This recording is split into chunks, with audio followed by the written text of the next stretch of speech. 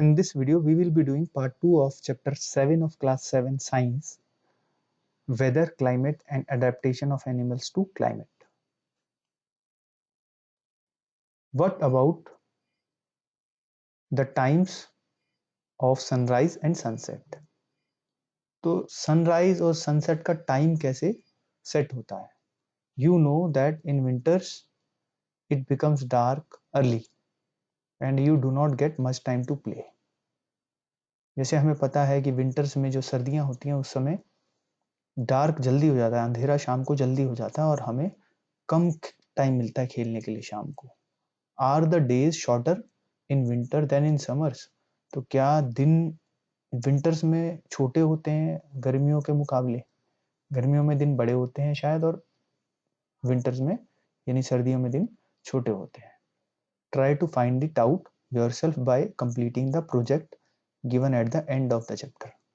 तो ये एक प्रोजेक्ट दिया हुआ है चैप्टर के खत्म, जहां पर चैप्टर खत्म हो रहा है एंड ऑफ द चैप्टर में, वो अगर आप प्रोजेक्ट करेंगे तो आपको अपने आप समझ में आ जाएगा कि दिन कब बड़े होते हैं और कब छोटे होते हैं. तो नेक्स्ट है क्लाइमेट. क्लाइमेट को हमने पहले ही कहा था आपको, क्लाइमेट का मीनिंग होता है वहां का जलवायु, यानी वहां पर पूरे साल भर मौसम कैसा रहता है, तो उसको हम बोलते हैं क्लाइमेट. तो आगे पढ़ते हैं. Meteorologists record the weather every day.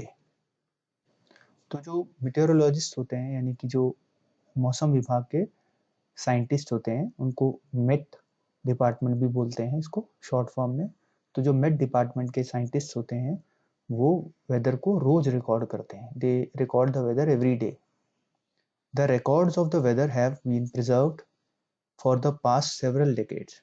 तो जो ये वेदर है, मौसम है, उसका जो रिकॉर्ड होता है वो पास्ट सेवरल डेकेड्स, डेकेड्स बोलते हैं 10 ईयर्स, सेवरल मतलब बहुत सारे, तो पिछले बहुत सारे 10-10 सालों के रिकॉर्ड उन्होंने रखे होते हैं. प्रिजर्व करने का मतलब संभाल के रखना है. तो उन्होंने वेदर के जो रिकॉर्ड हैं मौसम के वो पिछले 10 सालों के, 10-10 सालों के यानी बहुत सारे 50-60 ईयर्स के रखे रहते हैं.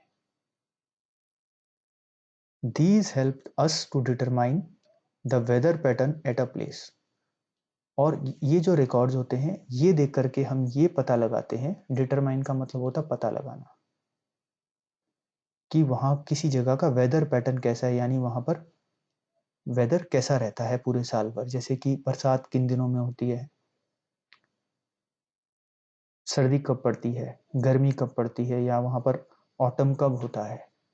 तो वेदर जो होता है पूरे साल भर का उसका हम पता लगाते हैं by seeing the records of past several decades. मतलब बहुत सारे सालों के रिकॉर्ड पिछले देखेंगे तब हमको एक आइडिया लग जाता है कि सर्दी किन दिनों में होती है, गर्मी किन दिनों में होती है और बरसात किन दिनों में होती है. तो वेदर का हमको पूरा आइडिया लग जाता है और इसी को हम जनरली क्लाइमेट बोलते हैं. The average weather pattern taken over a long time say 25 years is called the climate of the place. तो जो वेदर पैटर्न हम लोग डिटरमाइन करते हैं यानी पता लगाते हैं पिछले रिकॉर्ड्स को देख के, तो अगर हम 25 साल का वेदर पैटर्न देखते हैं और उसका एवरेज ले लेते हैं कि इस साल में इस महीने में सर्दी होती है, यहाँ पर टेम्परेचर कम रहते हैं या किसी जगह पे टेम्परेचर ज़्यादा रहते हैं, तो हम उसको बोल देते हैं वहाँ का क्लाइमेट. जैसे कि केरला है, केरला में क्लाइमेट में गर्मी रहती है ज़्यादातर और बहुत बरसात होती है. तो हम कह सकते हैं पिछले 25 सालों में अगर वहाँ पर खूब सारी बरसात हुई हर साल और वहाँ पर ज़्यादातर जो टेम्परेचर है गर्म रहा है, तो हम कह सकते हैं कि वहाँ का क्लाइमेट हॉट है और ह्यूमिड है यानी वेट है, यानी गर्म, वहाँ पर बहुत बरसात होती है. ऐसे ही अगर हम मसूरी, एक हिल स्टेशन है, माउंटेन्स में है, पहाड़ों में है, तो मसूरी का अगर हम पिछले सालों का कुछ सालों का रिकॉर्ड देखें तो वहाँ पर जनरली टेम्परेचर कम रहता है, यानी वहाँ पर सर्दी रहती है ज़्यादातर टाइम साल में. तो हम कह सकते हैं कि वहाँ का टेम्परेचर जो है वो कोल्ड है. So if we find that the temperature of a place is high most of the time, तो अगर हम पिछले रिकॉर्ड्स देखें किसी जगह के और हमें पता चलता है कि वहाँ जो टेम्परेचर है, मौसम में जो तापमान है वो पूरे साल भर में ज़्यादातर हाई रहता है, तो हम कह सकते हैं कि वहाँ पर the climate of that place is hot, यानी वहाँ का जो क्लाइमेट है वो हॉट है. If there is also heavy rainfall on most of the days in the same place, then we can say that the climate of that place is hot and wet.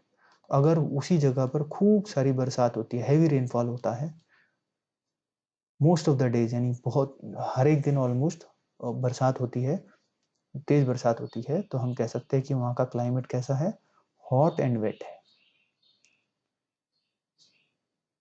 अब table 7.2 और table 7.3 हमें दिए हुए हैं, दो table दिए हुए हैं जिनमें हमें कंडीशन दे रखी है, क्लाइमेट की कंडीशन दो जगह की, इंडिया में दो प्लेसेस की कंडीशन दे रखी हैं.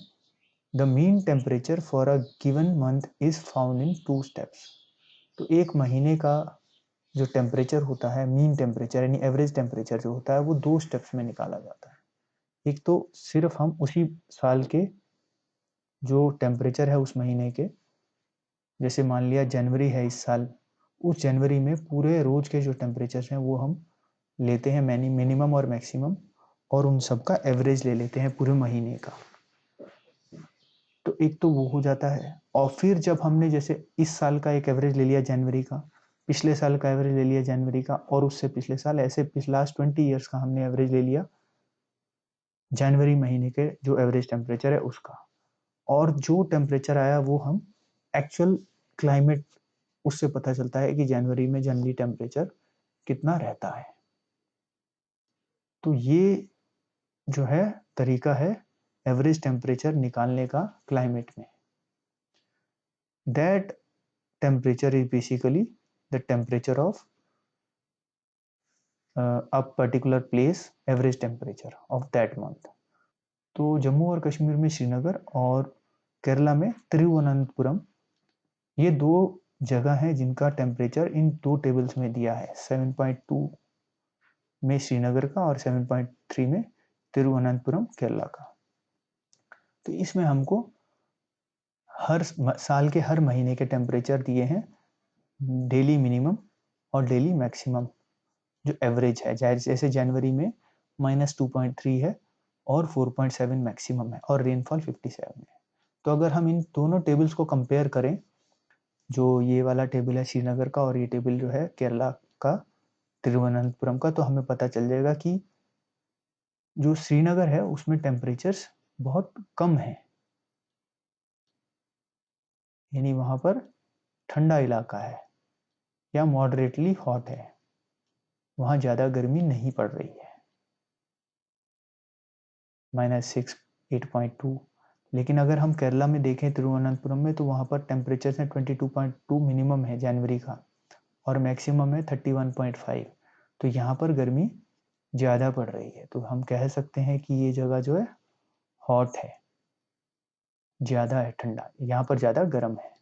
और अगर हम रेनफॉल देखें तो मीन टोटल रेनफॉल का मतलब है कि जनवरी में जो एवरेज रेनफॉल है वो 57 मिलीमीटर रहता है और फरवरी में 65 है, ऐसे ही 99 है मार्च में, अप्रैल में 88 है. तो हम देखें तो ये 100 से कम है, पूरे साल भर में 100 से कम है रेनफॉल. लेकिन अगर हम केरला का देखें तिरुवनंतपुरम का, तो मार्च अप्रैल में यहाँ 117 है, मई में 230 है, जून में 321 है, जुलाई में 277, 138, 175, 282 और 187. यानी साल में बहुत 9 महीने, लगभग 8-9 महीने जो रेनफॉल है वो बहुत ज़्यादा है, यानी बहुत ज़्यादा रेन पड़ती है तिरुवनंतपुरम में या केरला में.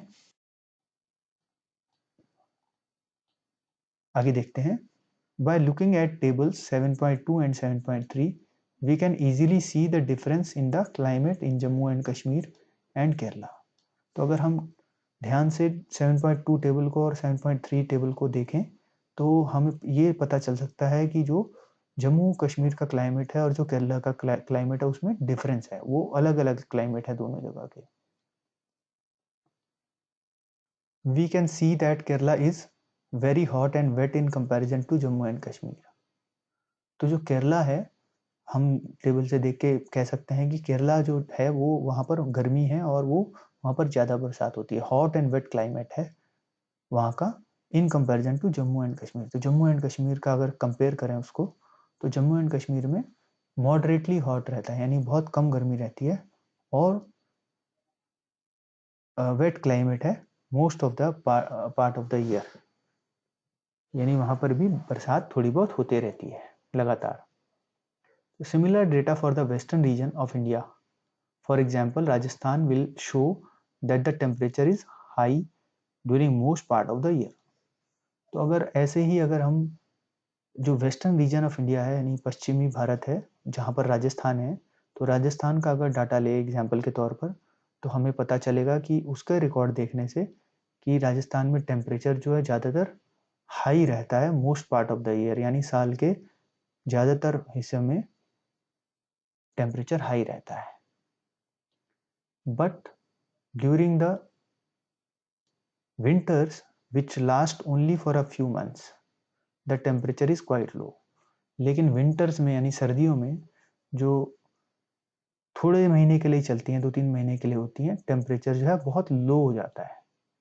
तो विंटर्स में टेम्परेचर लो हो जाता है और समर्स में टेम्परेचर बहुत हाई हो जाता है, और वहाँ पर बरसात भी बहुत कम होती है। This region receives very little rainfall. This is the typical desert climate. तो इसको हम बोल सकते हैं डेजर्ट क्लाइमेट। डेजर्ट मतलब होता है रेगिस्तान। तो राजस्थान में जो क्लाइमेट है वो रेगिस्तान वाला क्लाइमेट है, और it is hot and dry. तो हम कह सकते हैं राजस्थान का जो क्लाइमेट है वो गर्म है और ड्राई है, यानी वहाँ कम बरसात होती है। The north eastern India receives rain for a major part of the year. जो तो नॉर्थ ईस्ट इंडिया है जहाँ पर असम है, सिक्किम है और त्रिपुरा है, नागालैंड है, वहाँ पर जो है शिलोंग, मेघालय है, वहाँ पर टेम्परेचर जो है वहाँ ज़्यादातर बरसात होती रहती है। Major part of the year में वहाँ पर बरसात होती है। Therefore we can say that the climate of north east is wet. तो इसलिए हम कह सकते हैं जो नॉर्थ ईस्ट का क्लाइमेट है वो वेट है, यानी वहाँ बहुत बरसात होती है। तो ये तो आई होप आपको क्लाइमेट समझ में आ गया होगा। अगर आपको क्लाइमेट समझ में आ गया है तो अब हम ये समझेंगे कि क्लाइमेट से क्या फर्क पड़ता है हम लोगों के ऊपर, या एनिमल्स के ऊपर, या बर्ड्स के ऊपर, या इंसेक्ट्स के ऊपर। तो क्लाइमेट एंड एडेप्टेशन, यानी क्लाइमेट किसी जगह का जैसा है उसके हिसाब से वहाँ पर जो लिविंग थिंग्स हैं, एनिमल्स हैं, ह्यूमंस हैं, वो अडेप्ट करते हैं, यानी अपने आप को उस क्लाइमेट के हिसाब से ढाल लेते हैं ताकि वहाँ वो रह सकें। Climate has a profound effect on all living organism. तो जो क्लाइमेट है यानी जलवायु है उसका बहुत गहरा इफेक्ट होता है। प्रोफाउंड का मीनिंग होता है गहरा, इफेक्ट का मतलब प्रभाव। तो बहुत ही गहरा अब इफेक्ट पड़ता है लिविंग ऑर्गेनिज्म के ऊपर, यानी जो लिविंग ऑर्गेनिज्म है जैसे कि इंसान है, एनिमल्स हैं, बर्ड्स, इंसेक्ट्स हैं, उनके ऊपर क्लाइमेट का बहुत गहरा असर पड़ता है। Animals are adapted to survive in the conditions in which they live. So जो एनिमल्स हैं वो अपने आप को ढाल लेते हैं जिंदा रहने के लिए किसी भी कंडीशन में जहां पर भी वो रहते हैं। Animals living in very cold and hot climate must possess special features to protect themselves against the extreme cold or heat। तो एनिमल्स अगर किसी बहुत ठंडे इलाके में रहते हैं, वेरी कोल्ड इलाके में रहते हैं, या हॉट क्लाइमेट में रहते हैं, गर्म क्लाइमेट में रहते हैं, जो एनिमल, उनके पास स्पेशल कुछ उनकी बॉडी में किसी चीज़ का विकास हो जाता है, यानी कोई ऐसी चीज़ हो जाती है जिससे कि वो अपने आप को उस एक्सट्रीम कोल्ड से, यानी बहुत ज़्यादा जो सर्दी है या बहुत ज़्यादा गर्मी से बचा सकते हैं। तो ये इसको बोलते हैं एडेप्टेशन यानी अनुकूलन। Recall from chapter 9 of your class 6 book, science book, the definition of adaptation. तो हमने क्लास 6 में चैप्टर 9 में एडेप्टेशन की डेफिनेशन पढ़ी थी। एडेप्टेशन का मीनिंग होता है अनुकूलन, यानी अपने आप को टेम्परेचर या क्लाइमेट के अकॉर्डिंग ढाल लेना या अपने आप में बदलाव करना ताकि हम वहां पर जिंदा रह सकें। Features and habits that help animals to adapt to their surroundings are a result of process of evolution। तो जो फीचर्स होते हैं अपने आप में कुछ चेंज ले आते हैं हम, और अपनी आदतों में कुछ बदलाव लाते हैं एनिमल्स जो होते हैं, ताकि वो वहाँ पर आराम से रह सकें। Adapt to their surroundings, adapt to their surroundings का मतलब है अपने आप को जो आसपास है चीज़ें हो रही हैं, ठंडक है, गर्मी है या बरसात है, ज़्यादा हो रहा है, तो उसके अकॉर्डिंगली अपने आप को चेंज कर लेना, उसको बोलते हैं अडेप्ट टू देयर सराउंडिंग्स। और इसको बोलते हैं a result of process of evolution. Evolution एक ऐसा प्रोसेस है जिसमें हमारी बॉडी में अपने आप चेंजेस होते रहते हैं। In chapter 9 we will learn about the effect of weather and climate on soil. Chapter 9 में हम पढ़ेंगे कि वेदर का जो एंड क्लाइमेट का जो इफेक्ट होता है, मौसम और जो जलवायु है उसका इफेक्ट होता है सॉइल के ऊपर, यानी मिट्टी के ऊपर सॉइल इफेक्ट होता है। और इस चैप्टर में हम पढ़ेंगे here we will study the effect of climate on animals only. और इस चैप्टर में हम पढ़ेंगे सिर्फ जो क्लाइमेट का इफेक्ट है, यानी जलवायु का इफेक्ट है, जो आसपास हमारे सर्दी है या बहुत ज़्यादा गर्मी है या बहुत ज़्यादा बरसात है, तो उसमें जो हमारे ऊपर इफेक्ट पड़ता है या एनिमल्स के ऊपर इफेक्ट पड़ता है, वो हम इस चैप्टर में पढ़ेंगे। In class 6 you have read about adaptation of animals to certain habitats. तो क्लास 6 में हमने पढ़ा था जो एनिमल्स हैं वो अपने आप को अपने घर के जहाँ पर रहते हैं वो उसके हिसाब से चेंज कर लेते हैं। As examples of adaptation of animals to climatic conditions, we discuss only animals living in polar regions and tropic rainforests. तो अब जब हम इस चैप्टर में पढ़ेंगे, हम इसमें सिर्फ कुछ ही एग्जाम्पल पढ़ेंगे जो जो एनिमल्स को बताते हैं कि एनिमल्स में अपने में क्या चेंज आया है उनमें एनिमल्स में। वो है पोलर रीजन में, यानी कि जो ध्रुवीय प्रदेश हैं जैसे कि नॉर्थ पोल या साउथ पोल हैं। नॉर्थ पोल और साउथ पोल के जो एरियाज हैं वहाँ बहुत ठंडा होता है।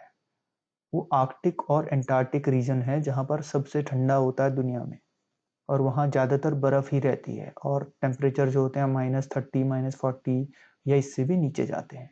और ट्रॉपिकल रेन फॉरेस्ट जो होते हैं, ट्रॉपिकल रेन फॉरेस्ट एक इक्वेटर की जो लाइन है, जो लेट्स से ये अर्थ है, मान लिया कि ये अर्थ है और यहाँ पर नॉर्थ पोल है और यहाँ पर साउथ पोल है। तो नॉर्थ पोल और साउथ पोल पे बहुत ठंडा रहता है, और ये बीच में एक लाइन जा रही है, एक इमेजिनरी लाइन है जो कि इक्वेटर है। और इस लाइन के दोनों तरफ ये जो एरिया है, बीच का एरिया है, इस एरिया में बहुत ज़्यादा बरसात होती है, रेन्स होती हैं, जिसकी वजह से यहाँ पर फॉरेस्ट बहुत ज़्यादा है। तो इस एरियाज में जो भी जगह है इनको हम बोलते हैं, जहाँ पर ज़्यादा बरसात होती है और जहाँ पर फॉरेस्ट हैं उनको हम बोलते हैं ट्रॉपिकल रेन फॉरेस्ट। तो हम सिर्फ दो जगह पढ़ेंगे, एक तो हम पढ़ेंगे पोलर रीजन्स जहाँ पर बहुत ठंडा होता है, और दूसरा हम पढ़ेंगे ट्रॉपिकल रेन फॉरेस्ट जहाँ पर बहुत बारिश होती है। तो यहाँ पर जो है ठंडे में एनिमल्स कैसे अपने आप को ठंड से बचाते हैं या अडॉप्ट करते हैं ठंड से, और जो ये ट्रॉपिकल रेन फॉरेस्ट है जहाँ बहुत बरसात होती है, वहाँ पर एनिमल्स कैसे अपने आप को चेंज कर लेते हैं अपनी डाइट में या अपने रहन सहन में, ताकि वो वहाँ पर भी जिंदा रह सकें और कोई प्रॉब्लम नहीं हो उनको। So as the name suggests, the polar regions are situated near the poles, that is North Pole and South Pole. तो जैसे हमने आपको बताया है कि जो पोलर रीजन है, जो जहाँ ध्रुवीय प्रदेश बोलते हैं हम इसको, वो नॉर्थ पोल और साउथ पोल के पास है। तो वो जो नॉर्थ पोल और साउथ पोल का एरिया है उनको बोलते हैं हम पोलर रीजन।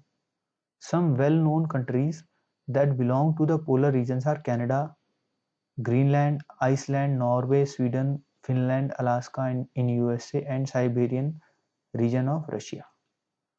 तो जो पोलर रीजन के एरियाज हैं वो है Canada, Greenland, Iceland, Norway, Sweden, Finland, Alaska, USA में जो है साइबेरियन रीजन ऑफ रशिया। तो ये जो है ये बहुत ठंडे एरियाज हैं ये जो है। Example of some countries where the tropical rain forest are found are India. Malaysia, Indonesia, Brazil, Republic of Congo, Kenya, Uganda and Nigeria. तो जो ट्रॉपिकल रेन फॉरेस्ट हैं वो उनके एग्जाम्पल जो हैं वो इंडिया में कुछ जगहें हैं, मलेशिया में कुछ हैं, Indonesia, Brazil, Congo, Kenya, Uganda and Nigeria में बहुत सारी जगहें हैं जहाँ ट्रॉपिकल रेन फॉरेस्ट होते हैं। अभी एक्टिविटी 7.2 है, take an outline map of the world, mark the polar region in blue, similarly mark the tropical region in red. तो हमें एक मैप लेना है, वर्ल्ड का आउटलाइन मैप लेना है और उसके ऊपर हमको पोलर रीजन मार्क करने हैं। जो नॉर्थ पोल का एरिया है और साउथ पोल का एरिया है वो हमें ब्लू में मार्क करना है, और इसी तरह से जो ट्रॉपिकल रेन फॉरेस्ट का एरिया है, रीजन्स हैं, वो हमको रेड में मार्क करने हैं। तो अब हम इसको पहले देख लेते हैं। हमने आपके लिए एक मैप निकाल रखा है। अगर आप ये देखें तो ये अर्थ है, हमारा अर्थ है ये, जिसमें कि आप ये देख सकते हैं वर्ल्ड के मैप में नॉर्थ पोल है, सॉरी ऊपर नॉर्थ पोल है और नीचे ये साउथ पोल का एरिया है। ये साउथ पोल है और ये नॉर्थ पोल है।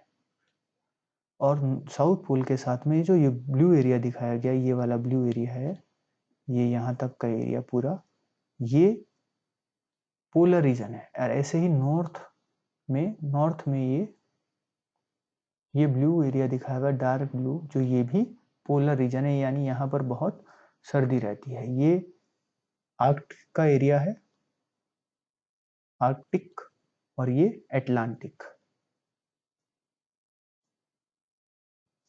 जो ये दोनों ही एरियाज हैं, यहाँ साल में बहुत ज़्यादा ठंडक पड़ती है और बर्फ़ रहती है। और ये जो हमने मार्क करे हुए हैं ब्लू में, ये तो हो गए पोलर रीजन। और अब ये जो रेड में मार्क किया हुआ है हमने, ये जो रेड में मार्क किए हैं, ब्राउन में रेड में जो मार्क है ये वाला, ये जो मार्क है ये है ट्रॉपिकल रीजन्स, जहाँ पर बहुत ज़्यादा रेन्स होते हैं। इसमें इंडिया का भी कुछ पोर्शन होता है। तो ये हमने एक्टिविटी 7.2 को किया हुआ है आपके लिए। आप एक मैप लेकर के इसी तरह अपने आप इसको मार्क कर सकते हैं। तो आई होप ये आपको अच्छे से समझ में आ गया है, ये एक्टिविटी 7.2। ये एक्टिविटी 7.2 करने के बाद अब हम देखते हैं पोलर रीजन्स के बारे में पढ़ते हैं। तो पोलर रीजन्स क्या एग्जैक्टली है? तो polar regions present an extreme climate. जो ध्रुवीय एरियाज हैं, नॉर्थ पोल और साउथ पोल के जो पोलर रीजन्स हैं, जैसे हमने देखा था, उसमें बहुत एक्सट्रीम क्लाइमेट है। यानी एक्सट्रीम का मतलब होता है बहुत भयंकर अलग तरह का क्लाइमेट है, जहाँ पर सिर्फ ठंडी पड़ती है, बहुत ज़्यादा ठंडक पड़ती है। These regions are covered with snow and it is very cold for most part of the year. ये जो रीजन्स हैं, ये जो जगह है, ये स्नो से कवर्ड रहती है, यानी बर्फ से कवर्ड रहती है पूरे टाइम, और यहाँ पर बहुत ज़्यादा सर्दी पड़ती है पूरे साल भर। For 6 months, the sun does not set at the poles, while for other 6 months, the sun does not rise. तो 6 महीने तक, for 6 month, सनसेट नहीं होता, यानी 6 महीने तक पोल्स पे दिन रहता है, और फिर नेक्स्ट 6 महीने तक वहां पर सनराइज नहीं होता, यानी 6 महीने तक रात रहती है। तो ये एक अलग दुनिया है जहां पर पूरा 6 महीने का दिन होता है और 6 महीने की रात होती है, और फिर भी वहां पर ठंड बहुत ज्यादा रहती है। In winters the temperatures can be as low as -37। तो जो विंटर्स हैं, सर्दियां हैं, वहां पर टेम्परेचर -37 डिग्री सेल्सियस तक जाते हैं, यानी बहुत ज्यादा ठंडा होता है। Animals living there have adapted to these severe conditions. तो जो वहां पर एनिमल्स रहते हैं, वो वहाँ उन्होंने अपने आप को ऐसे ढाल लिया है ताकि वो इन बुरी, जो सीवियर मतलब बहुत ही भयंकर कंडीशंस हैं ठंड की, उसमें भी रह सकें। Let us see how they are adapted by considering the example of polar bears and penguins. तो अब हम ये देखेंगे कि वहाँ पर जो एनिमल्स हैं, उन्होंने अपने आप में क्या चेंज उनकी बॉडी में हुआ है, वो कैसे रहते हैं ताकि वहाँ पर आराम से रह सकें। हम सिर्फ 2 एग्जाम्पल देखेंगे। एक देखेंगे पोलर बियर्स जो भालू होते हैं, जो ध्रुवीय भालू होते हैं, जो व्हाइट कलर के होते हैं, हमने देखे होंगे फोटो में। और एक पेंगुइन्स होते हैं जो हमने फोटो देखे होंगे और उनके बारे में सुना होगा। तो polar bears have a white fur so that they are not easily visible in the snowy white background. तो सबसे पहले तो पोलर बियर ने अपने आप में क्या चेंज किया हुआ है, पोलर बियर क्योंकि वो स्नो में रहते हैं और उनके जो फर है यानी उनके जो बाल हैं वो वाइट कलर के हैं, वाइट फर है उनकी, जो उनके ऊपर बाल हैं वो वाइट कलर के हैं, सफेद रंग के हैं, ताकि वो बर्फ बर्फ में इजीली ना दिखें, आसानी से ना दिखें। क्यों नहीं दिखें? क्योंकि उनको अपने आप को बचाना होता है। किन से बचाना होता है? जो दूसरे एनिमल्स हैं जो उनको खा सकते हैं, जैसे कि टाइगर्स, स्नो टाइगर जो हैं वो पोलर बियर को हो सकता है खा जाएं, लेकिन अगर पोलर बियर क्योंकि वाइट है तो इसलिए वो बर्फ में आसानी से नहीं दिखेगा, तो वो बच सकता है। प्रोटेक्ट फ्रॉम देयर प्रीडेटर्स, यानी जो उनको खाने वाले हैं। प्रीडेटर का मतलब होता है भक्षी। जो है पोलर बियर जो है भालू हैं वो वाइट कलर के हैं, तो इसलिए वो अपने प्रीडेटर्स को ना दिखे। It also helps them in catching there pray. और इसी तरह जो क्योंकि उनका कलर वाइट है और वो बर्फ पर हैं, तो जो जिन जानवरों को ये खाते हैं, भालू जो खाते हैं, वो भी उनको नहीं देख पाते, भालुओं को जल्दी नहीं देख पाते। और जो ये बियर है ये आराम से अपने प्रेज को यानी जो शिकार है उसको पकड़ सकते हैं। प्रे का मतलब होता है शिकार। To protect them from extreme cold they have two thick layer of for.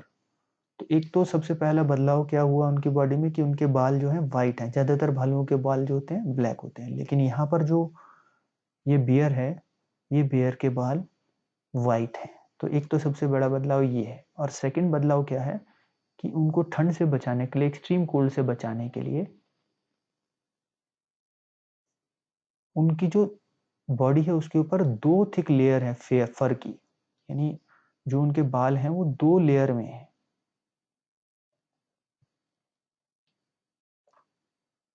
They also have a layer of fat under their skin. और उनका जो स्किन है उसके अंदर एक लेयर ऑफ फैट है, यानी जो चर्बी उनके ऊपर एक अलग से चढ़ी हुई है, लेयर ऑफ फैट, अलग से एक चर्बी की पूरी लेयर बनी हुई है ताकि उनको ठंड ना लगे। In fact, they are so well insulated that they have to move slowly and rest often to avoid getting overheated. तो जो ये लेयर इनके ऊपर चढ़ी हुई है फैट की और जो फर है, ये इनको इतना अलग रखते हैं सर्दी से। वेल इंसुलेटेड का मतलब है ये बिल्कुल अलग हो जाते हैं, सर्दी इनको लगती ही नहीं है, ये इतने कवर्ड हैं। बल्कि इनको इतना ज़्यादा कवर्ड है ये सर्दी के अगेंस्ट कि इनको स्लो चलना पड़ता है और बार बार रेस्ट करना पड़ता है ताकि इनको ज़्यादा ओवरहीट ना हो जाए, यानी इनकी बॉडी में इतनी गर्मी पैदा हो जाती है इस वजह से, क्योंकि इनकी जो है ये पूरा अच्छे से ढके हुए हैं, कवर्ड हैं। तो इतनी गर्मी हो जाती है कि इनको बार बार रुकना पड़ता है या स्लो चलना पड़ता है।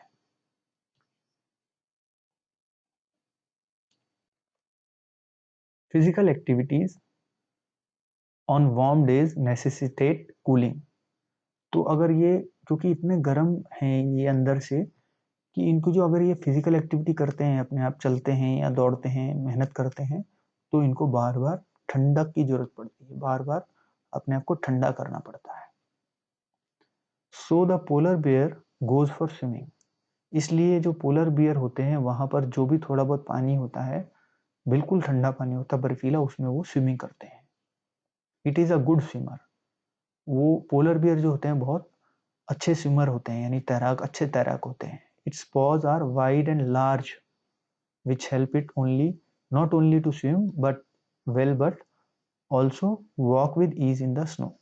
तो उसके जो पैर होते हैं, पाँव पाँव पाँव बोलते हैं, पैर जो उनके होते हैं, हाथ पैर जो होते हैं वो बड़े बड़े होते हैं और चौड़े होते हैं, जिसकी वजह से वो आराम से स्विमिंग कर सकते हैं और आराम से बर्फ में चल भी सकते हैं। Walk with ease in snow.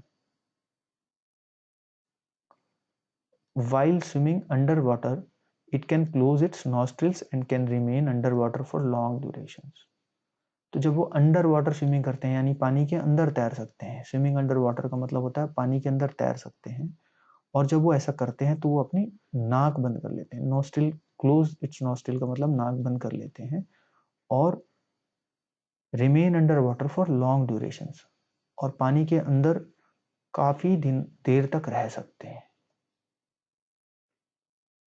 It has a strong sense of smell so that it can catch its pray, और ये जो इनकी सूंघने की शक्ति होती है बहुत तेज होती है। स्ट्रॉन्ग सेंस ऑफ स्मेल का मीनिंग है सूंघने की शक्ति बहुत तेज होती है, ताकि ये अपना जो शिकार है उसको आराम से पकड़ सके। It can catch its prey for food, आराम से अपने शिकार को पकड़ सके। We can understand the adaptation of polar bear with the help of the flow chart shown in figure 7.3। तो जो ये पोलर बियर ने अपने आप में जो बदलाव किया है, ये जो नॉर्मल बियर से जो पोलर बियर में चेंज है, उसको हम इस फ्लो चार्ट की मदद से आराम से समझ सकते हैं। जो ये फ्लो चार्ट दिया है 7.3 फिगर में, इसमें ये लिया है कि सबसे पहले तो जो पोलर बियर है इसकी फर है वाइट, तो white fur is not easily visible in the snowy white background. तो जो वाइट फर है, क्योंकि वहां पर स्नो रहती है, वाइट होती है, तो उसमें जब पोलर बियर होता है तो वो आराम से दिखता नहीं है, स्नो के अंदर आराम से नहीं देखा जा सकता। उसका फायदा क्या होता है? उसका फायदा होता है कि its predators and prey are unable to see it. तो जो उसको खाने वाले जानवर हैं, प्रीडेटर यानी भक्षी जो हैं, और जो उसके प्रे हैं, प्रे को बोलते हैं शिकार, यानी उनके शिकारी और शिकार दोनों ही, प्रीडेटर और जो प्रे है, ये दोनों ही उनको नहीं देख सकते। तो ये एक बहुत बड़ा फायदा है जो वाइट बियर को हो रहा है, पोलर बियर की वाइट स्किन होने के कारण हो रहा है, वाइट हेयर्स के कारण। सेकंड है, it has 2 thick layers of फर।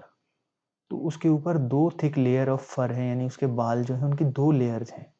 उसका क्या फायदा है? उसका फायदा है these keep it warm in cold weather, यानी पोलर बियर जो है इसकी जो 2 लेयर ऑफ फर है, यानी 2 कोट है इनके फर के, वो उनको गर्म रखते हैं ठंडे मौसम में। It has a layer of fat under its skin. तो थर्ड है कि इसकी जो स्किन है उसके अंदर एक फैट की यानी चर्बी की लेयर होती है जो उसको ठंड से बचाती है। तो the fat insulates the body from cold and keeps it warm. तो जो ये फैट है, चर्बी की जो लेयर है, वो उसको उसकी बॉडी को ठंड से अलग रखती है और गर्म रखती है। फोर्थ है, it has long curved and sharp clause.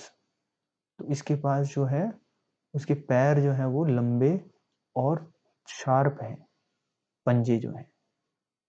These help it to walk on ice, जिसकी वजह से वो आराम से आइस पर वॉक कर सकते हैं, बर्फ के ऊपर।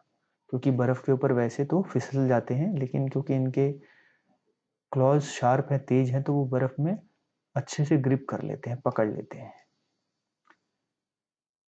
लास्ट है, it has a very strong sense of smell. तो इनकी जो जो सूंघने की शक्ति है, सेंस ऑफ स्मेल है, वो बहुत तेज है, जिसकी वजह से ये अपने जो प्रे है यानी शिकार को आराम से देख पाते हैं, पकड़ पाते हैं आराम से, ताकि इनको खुशबू से पता चल जाता है कि इनका शिकार कहाँ है, तो लोकेट कर पाते हैं उसको कि कहाँ है, और उसके बाद उसको पकड़ पाते हैं। तो ये एक फ्लो चार्ट है जो कि ये जो बियर है, पोलर बियर, इसके बारे में पूरा बताता है कि इसमें क्या चेंजेस हुए हैं, नॉर्मल भालू से इसमें क्या चेंज है इस भालू में, और उससे इसको क्या फर्क पड़ता है, क्या फायदा होता है ठंडे वेदर में। नेक्स्ट है, like polar bears penguins are also good swimmers. Polar bear जो है, जैसे पोलर बियर है वैसे ही पेंगुइन भी बहुत अच्छा स्विमर है। Their bodies are streamlined and their feet have webs making them good swimmers. तो आप ये देख सकते हैं इनके जो फीट हैं, ये पेंगुइन के फीट हैं, इनमें जाले होते हैं बीच में, यहाँ पर और यहाँ पर जैसे है बीच में जाल होता है, वेब तरह का होता है ताकि ये पानी को काट सकें और अच्छे से स्विमिंग कर सकें।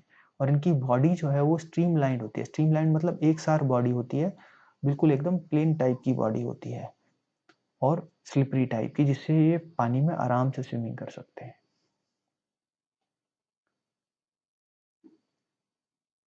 Other animals living in the polar region are many type of fishes, musk oxen, reindeer, foxes, seals, whales and birds। जो दूसरे एनिमल्स होते हैं पोलर रीजन में रहने वाले, जो ध्रुवीय एरिया है वहाँ रहने वाले, वो हैं फिशेस यानी मछलियाँ। मस्क ऑक्सन मतलब कस्तूरी बैल जो होते हैं, ये अलग वैरायटी होती है एनिमल्स की एक की। रेंडियर्स जो 12 सिंगे होते हैं। फॉक्सेस यानी लोमड़ी। सील, सील आपने देखा होगा एक मछली की तरह होती है। व्हेल्स एंड बर्ड्स यानी बहुत सारी अलग अलग किस्म की चिड़िया रहती हैं। It is to be noted that while fish can remain under cold water for long, birds must remain warm to survive। तो ये हम समझ सकते हैं कि जो फिशेस हैं वो क्योंकि पानी में रहती हैं तो वो कोल्ड वाटर में काफ़ी टाइम तक रह सकती हैं आराम से।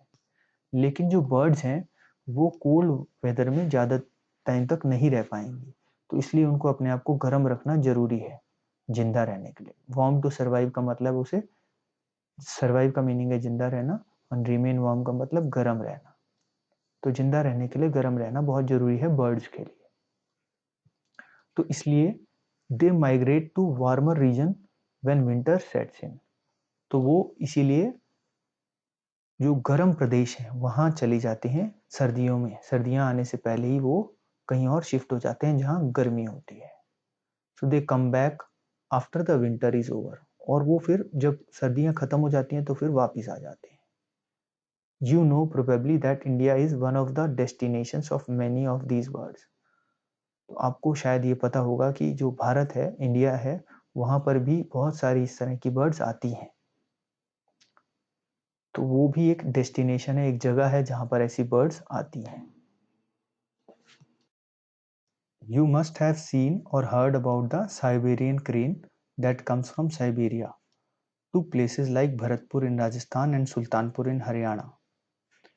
तो ये हमने सुना होगा कि जैसे साइबेरियन क्रेन एक बर्ड होती है जो साइबेरिया से गर्मियों के दिनों में, वहाँ पर जब सर्दी पड़ती है साइबेरिया में, तो वो गर्म दिन काटने के लिए भरतपुर में आ जाती है, और जो कि राजस्थान में है, और सुल्तानपुर हरियाणा में है। यहाँ पर साइबेरियन क्रेन देखी जाती है बहुत ज़्यादा, जो कि इतनी दूर से साइबेरिया से सिर्फ गर्मियों के दिन बिताने के लिए यहाँ आ जाती हैं, क्योंकि वहाँ बहुत सर्दी पड़ती है सर्दी में।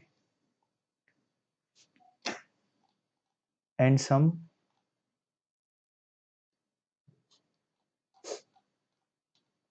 Wetlands of north east and some other parts of India. और ये बर्ड्स, इसी तरह की बर्ड्स कुछ नॉर्थ ईस्ट में भी जाती हैं जहाँ वेटलैंड्स हैं, यानी वहाँ पर पानी खूब है, और कुछ और जगह पर इंडिया में बहुत और जगह पर जाती हैं, जो फिगर 7.6 में दिखा रखे हैं। जैसे कि ये माइग्रेटरी बर्ड्स हैं। अब यही क्वेश्चन है, do fishes and butterflies also migrate like birds. इसी तरह से कुछ फिशेज और बटरफ्लाइज भी माइग्रेट करती हैं और दूसरी जगह जाती हैं। और ये कुछ एक बहुत ही ज़्यादा नॉलेजेबल इंफॉर्मेशन वाला टॉपिक है। डिड यू नो, यानी क्या आपको पता है, some migratory birds travel as much as 15,000 kilometres to escape the extreme climatic conditions at home.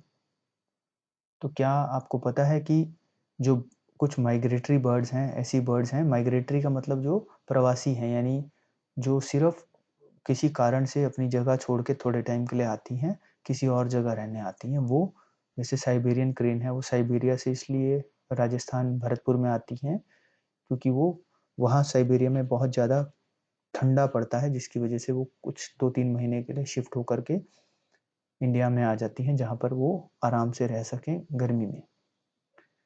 तो उनको कुछ बर्ड्स ऐसी हैं जो 15,000 किलोमीटर्स तक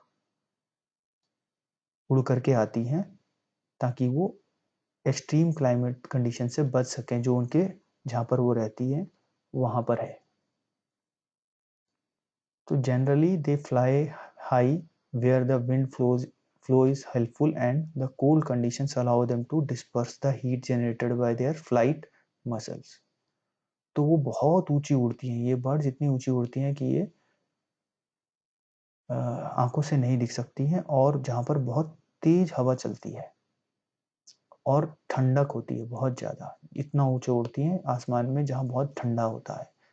तो जहाँ जब वो उड़ती हैं तो उनको उड़ने की वजह से जो उनकी मसल्स होती हैं, जो मांसपेशियां होती हैं उड़ाने वाली जिससे वो उड़ती हैं, वो गर्म हो जाती हैं, क्योंकि वो इतनी ऊपर उड़ती हैं कि वहाँ ठंडक है, तो उनकी जो गर्मी रहती है वो दूर होते रहती है।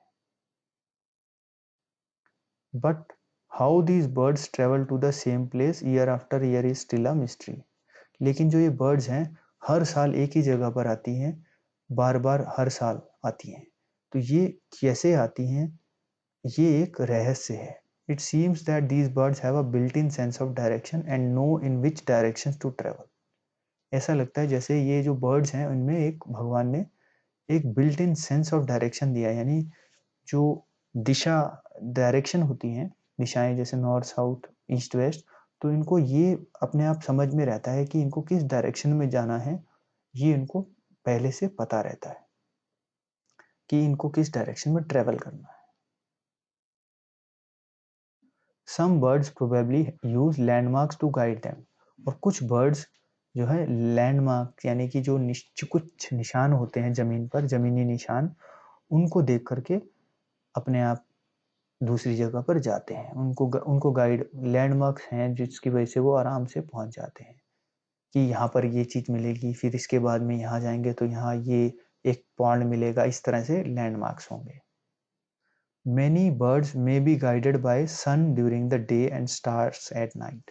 कुछ बर्ड्स ऐसी होंगी जो कि दिन में सन की डायरेक्शंस देख करके और रात में स्टार्स की जो स्टार्स से डायरेक्शन ले करके आगे जाती होंगी। There is some evidence that birds may use the magnetic field of the earth for to find direction।